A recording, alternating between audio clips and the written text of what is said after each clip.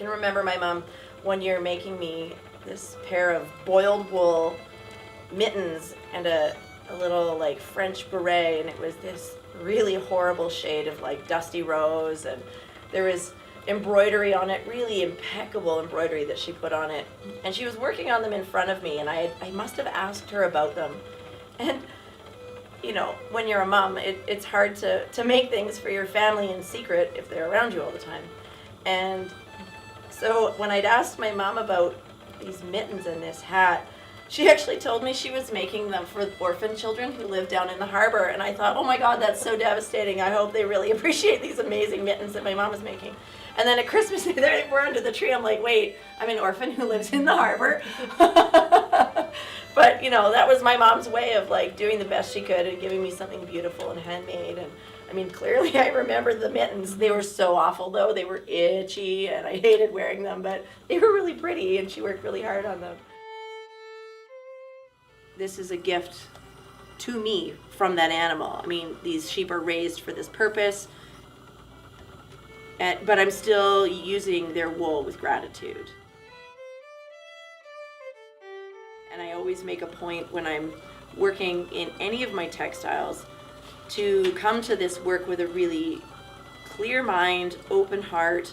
I always try to avoid doing any of this work when I'm in a negative place, because that energy then goes into the finished work. And if it's for yarn or materials that are going to be worn or put in someone's home, it's my responsibility as the maker to ensure that my spirit and my energy going into those works is positive and loving and grateful and open, because that stays with the piece.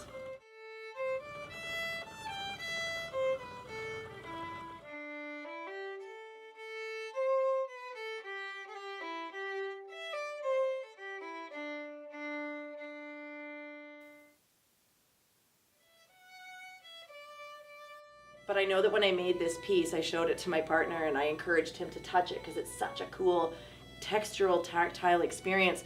And he was really hesitant because of the power and the energy of the bear spirit. So, you know, that's the only piece I've made that has fur in it.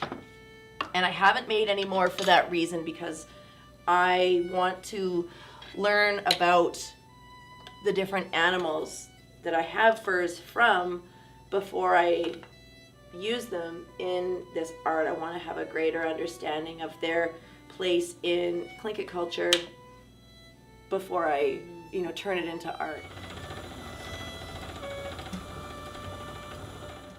I hope there's no poop in here, but there could be. It's all been washed, but these twigs and stuff catch in the wool and they don't really come out. And it smells so good.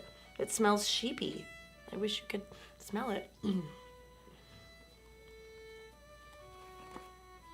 That's a huge one. That's probably about 1 kilometer of yarn.